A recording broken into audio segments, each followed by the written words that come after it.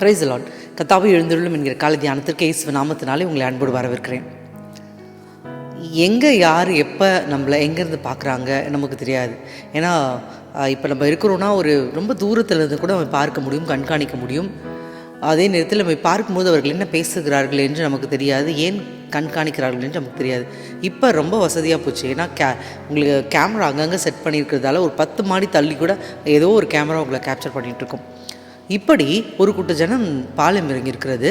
மலையின் மீது முற்றிலும் நின்று கொண்டு பாலாக் என்கிற ராஜா பிலேயாம் என்கிற ஒரு தீர்க்கதரிசியை கூட்டிக் கொண்டு வருகிறார். பிலேயாம் யாரை ஆசீர்வதித்தாலும் அவர்கள் ஆசீர்வாதமாக இருப்பார்கள், யாரை சபித்தாலும் சாபமாக ஆவார்கள். எனவே இவர் ஒவ்வொரு வியூவாக காட்டுறாரு. இந்த மலையில் நின்று பாருங்கள், அந்த பக்கம் போய் பார்க்கலாம், அங்கே நின்று இஸ்ரவேலை பாருங்கள், எப்படியாவது சபிச்சிருங்க. இது என்னாகமத்தில் 23ஆம் அதிகாரத்தில் எழுதப்பட்டிருக்கிறது.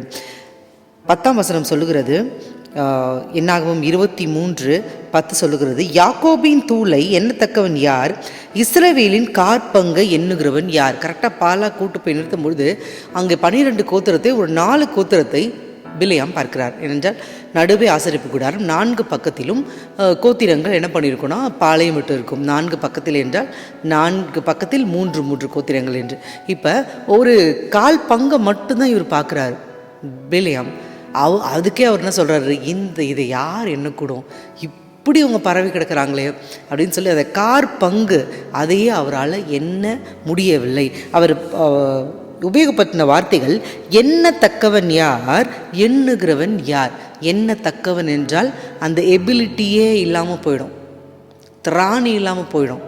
உங்களுடைய ஆசீர்வாதங்களை பார்ப்பதற்கு மக்களுடைய கண்களுக்கு திராணி இல்லாமல் போய்விடும். அப்படி தேவன் ஆசீர்வதிக்க வல்லமையுள்ளவராக இருக்கிறார். ஆனால் இதிலே யாரை இந்த ஆசீர்வாதம் பற்றி கொண்டிருந்தது என்று பார்ப்போமானால், அவங்க பரவி கிடந்தாங்க இல்லையா, அவங்க எல்லாருமே அவங்க இஷ்டத்துக்கு போகிறோம் கிடையாது. எப்போ மேகஸ்தவம் எழுந்தருளுகிறதோ அப்போ தான் இவங்க எல்லாரும் கூட அர்த்தம் அடிச்சுக்கிட்டு இவங்க எல்லாம் என்ன பண்ணுவாங்கன்னா பிரயாணத்திற்கு தங்களை ஆயத்தப்படுத்துவார்கள். இப்படி தேவன் வழிகாட்டுகிற காதையில் தான் நான் போய் கொண்டிருக்கேன், தானாக நான் அதையும் செய்வதில்லை, அவர் என்ன டைரக்ஷனை காட்டுறாரோ அதை தான் நான் போயிட்டுருக்கேன் அப்படின்னு நீங்கள் தைரியமாக சொல்லும் பொழுது பிலேயாம் சொல்லுகிறார், யாருக்கும் திராணி இல்லைப்பா அவங்கள எண்ணுறதுக்கு அப்படின்னு சொல்லி. அது மாதிரி உங்கள் ஆசீர்வாதங்களை எண்ணுவதற்கு மற்றவர்களுக்கு திராணி இருக்காது. கண்களை மூடி ஜெபிக்க போகிறோம். மகா கனத்திற்குரியவரே, உண்மை நாங்கள் தொழுகிறோம் ஐயா, உண்மை நாங்கள் வாழ்த்துகிறோம், உண்மை நாங்கள் வணங்குகிறோம், உண்மை நாங்கள் போற்றுகிறோம்.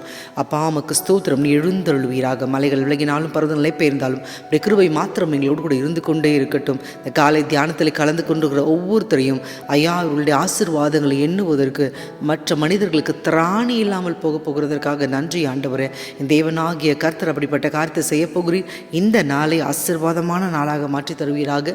இந்த நாளிலே கைட்டு செய்கிற வேலைகள் எல்லாவற்றையும் ஆசீர்வாதமாக மாற்றி தாங்க. முக்கியமாக சுகவீனமாக இருக்கிற ஒவ்வொருத்தரையும் உடைய கிருபை தாங்கட்டும். பிற காரியங்களை செய்வீராக. இயேசு நாமத்தினால் ஜெபத்தில் எடுக்கிறோம் எங்கள் அன்பு தந்தையே, ஆமென். உங்களுடைய ஆசீர்வாதத்தை எண்ணுவதற்கு யாருக்கும் திராணி இருக்காது. May God go with you. Have a great day.